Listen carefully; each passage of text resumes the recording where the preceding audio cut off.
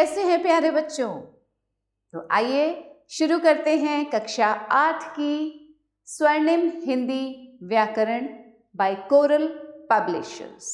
तो आइए आज पढ़ते हैं हम पाठ 23 और पाठ का नाम क्या है? अलंकार। तो ये अलंकार क्या होते हैं? अलंकार बच्चों शब्द और अर्थ में सौंदर्य उत्पन्न करने वाली वर्णन शैली को अलंकार कहते हैं। किसी भी शब्द या उसका जो अर्थ है उसमें जो सौंदर्य उत्पन्न होता है, उस सौंदर्य को उत्पन्न करने के लिए जो वर्णन शैली होती है उसे कहा जाता है अलंकार। कु की के की कलित कुंजन करत कलोल। उपर्युक्त उदाहरण में क वर्ण का बारंबार प्रयोग हुआ है, अस्तु इस काव्योक्ति में चमत्कार उत्पन्न हो गया है।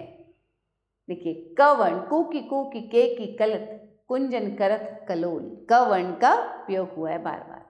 जिन अलंकारों में शब्दों के चमत्कार पर जोर दिया जाता है वे शब्दालंकार कहलाते हैं। जिन अलंकारों के अर्थों में चमत्कार पर जोर दिया जाता है वे अर्थालंकार कहलाते हैं।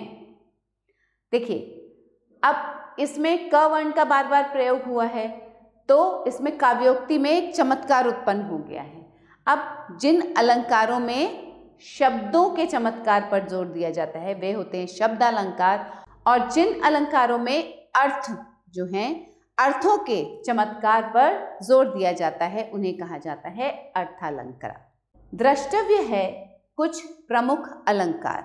अब अलग अलग अलंकार जो हैं उनके बारे में हम पढ़ेंगे। तो बच्चों पहला आता है अनुप्रास अलंकार।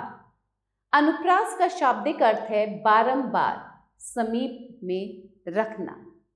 अस्तु जहां स्वरों में भिन्नता होते हुए भी व्यंजनों की एक ही क्रम से आवृत्ति हो वहां अनुप्रास अलंकार होता है।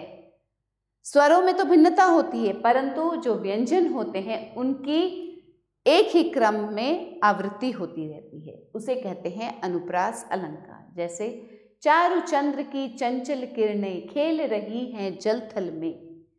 इस काव्योक्ति में च वर्ण की अनेक बार आवृत्ति हुई है, अतः ये अनुप्रास अलंकार का उदाहरण है।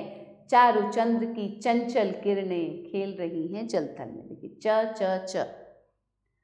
फिर आता है यमक अलंकार, जहां समान आकार वाले भिन्नार्थक शब्दों की आवृत्ति हो वहां यमक अलंकार होता है। जैसे खग कुल कुल सा बोल रहा, किसलय का आंचल डोल रहा। समान आकार वाले भिन्नार्थक शब्द। इस काव्योक्ति में कुल की आवृत्ति हुई है किंतु दोनों स्थानों पर अर्थ की भिन्नता है। देखिए खग कुल, जो खग होते हैं पक्षियों का झुंड जो है, कुल सा बोल रहा, यहाँ बोली के बारे में बताया गया है कुल को। तो कुल के दोनों जगह जो अर्थ है वो भिन्न है परंतु कुल की आवृत्ति हुई है। तीन बेर खाती थी वे तीन बेर खाती हैं। इस काव्योक्ति में बेर शब्द की आवृत्ति हुई है किंतु दोनों स्थानों पर अर्थ में भिन्नता है। अस्तु ये दोनों उदाहरण यमक अलंकार के हैं। आया समझ में अच्छे से बच्चों? अब पढ़ते हैं श्लेष अलंकार, जहां एक शब्द के द्वारा अनेक अर्थों की प्रतीति होती है वहां श्लेष अलंकार होता है। जैसे चिर जीवो जोरी जुरे क्यों न स्नेह गंभीर, को घटिये वृषभानुजा वे हलधर के वीर। उपर्युक्त उदाहरण में वृषभानुजा और हलधर के दो अर्थ हैं। वृषभानु जमा जा का अर्थ है वृषभानु की पुत्री अर्थात राधा, और वृषभ जमा अनुजा का दूसरा अर्थ बैल की अनुजा अर्थात गाय। इसी प्रकार हलधर का अर्थ बलदेव और दूसरा अर्थ हल को धारण करने वाला बैल है। अस्तु यह श्लेष अलंकार का उदाहरण है। ठीक है, एक ही शब्द के दो अर्थ। उपमा अलंकार। उपमा का शाब्दिक अर्थ समानता है। जब किसी वस्तु की अन्य वस्तु से समानता की जाए तब उपमा अलंकार होता है। इसमें वर्णित वस्तु उपमेय तथा समानता की जाने वाली वस्तु उपमान कहलाती है। अब जिस वस्तु का वर्णन किया गया है उसे तो कहा जाता है उपमेय, और समानता जिससे की जाती है उस वस्तु को कहा जाता है उपमान। समानता बताने वाला गुण साधारण, धर्म तथा तुलनावाचक वाचक पद कहलाता है।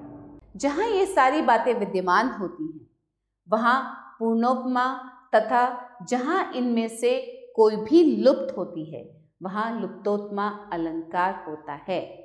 जैसे पीपर पात सरिस मन डोला। इस उदाहरण में मन उपमेय है, ठीक है, मन हो गया उपमेय, पीपर पात उपमान, सरिस वाचक शब्द हो गया तथा डोला है एक साधारण शब्द, ठीक है। अस्तु यहाँ पूर्णोपमा अलंकार है। तो बच्चों ये मन उपमेय कैसे है? क्योंकि मन के बारे में वर्णन किया गया है और किससे समानता बताई जा रही है? पीपर पात से। तो पीपर पात हो गया उपमान। अब वाचक शब्द भी है यहाँ सरिस, ठीक है, सरिस, मन कैसा है? सरिस, और डोला एक साधारण शब्द है। तो ये सभी चीजें इसमें विद्यमान है, इसलिए ये पूर्णोपमा अलंकार है। अब आता है रूपक अलंकार। जहां सादृश्य के आधिक्य के कारण उपमेय में उपमान का आरोप किया जाता है वहां रूपक अलंकार होता है। जैसे चरण कमल बंदो हरिराई। इस उदाहरण में सादृश्य के कारण चरण उपमेय में कमल उपमान का आरोप किया गया है। अस्तु यह रूपक अलंकार का उदाहरण है। अब इस उदाहरण में बच्चों ये जो चरण है ये उपमेय है और कमल उपमान है। चरण के बारे में बताया जा रहा है, किसके जैसा चरण है? कमल के जैसा, ठीक है, कमल का आरोप किया गया है इसमें, तो यह रूपक अलंकार है। निम्नलिखित काव्यांशों के सामने कोष्ठकों में दो दो अलंकारों के नाम दिए गए हैं। शुद्ध के सामने सही चिन्ह लगाइए। कूकी के की कलित कुंजन करत कलोल। तो ये अनुप्रास है या यमक अलंकार है। इसमें क वर्ण की आवृत्ति हो रही है, तो ये हो गया अनुप्रास अलंकार। रहीमन पानी राखिए बिन पानी सब सून, पानी गए न ऊबरे मोती मानुष चून। श्लेष या यमक, ये है श्लेष अलंकार। पागल सी प्रभु के साथ सभा चिल्लाई, 100 बार धन्य वह एक लाल की माई। उपमा या रूपक, यह है उपमा अलंकार। कनक कनक ते 100 गुनी मादकता अधिकाए, या खाए बौराए जग वा पाए बौराए।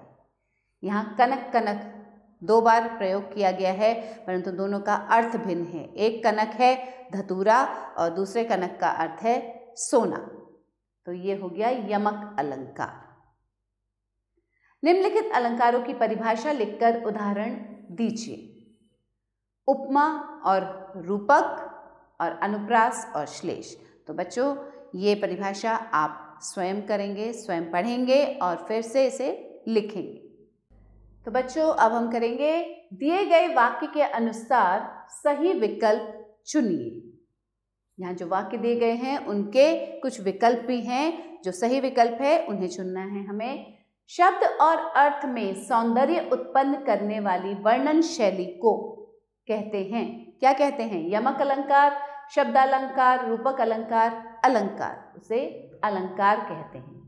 जिन अलंकारों में शब्दों के चमत्कार पर जोर दिया जाता है वे कहलाते हैं शब्दालंकार, रूपक अलंकार, अलंकार, अनुप्रास अलंकार, वे कहलाते हैं शब्दालंकार। जहाँ समान आकार वाले भिन्नार्थक शब्दों की आवृत्ति हो वहाँ होता है यमक अलंकार, शब्दालंकार, अलंकार, अनुप्रास अलंकार, वहाँ यमक अलंकार होता है। जहाँ सादृश्य के आधिक्य के कारण उपमेय में उपमान का आरोप किया जाता है वहाँ होता है रूपक अलंकार, शब्दालंकार, यमक अलंकार, अलंकार। वहाँ होता है रूपक अलंकार। जिन अलंकारों में अर्थों के चमत्कार पर जोर दिया जाता है वे कहलाते हैं यमक अलंकार, शब्दालंकार, रूपक अलंकार, अर्थालंकार। वे कहलाते हैं अर्थालंकार। जहाँ स्वरों में भिन्नता होते हुए भी व्यंजनों की एक ही क्रम से आवृत्ति हो वहाँ होता है अनुप्रास अलंकार, शब्दालंकार, अर्थालंकार, अलंकार। वहाँ होता है अनुप्रास अलंकार। आशा करती हूँ आपको ये पाठ बहुत अच्छे से समझ आया होगा। तो फिर मिलेंगे एक नए पाठ के साथ, कुछ नया सीखेंगे, कुछ नया पढ़ेंगे। तब तक के लिए पढ़ते रहिए, बढ़ते रहिए, खुश रहिए। आभार।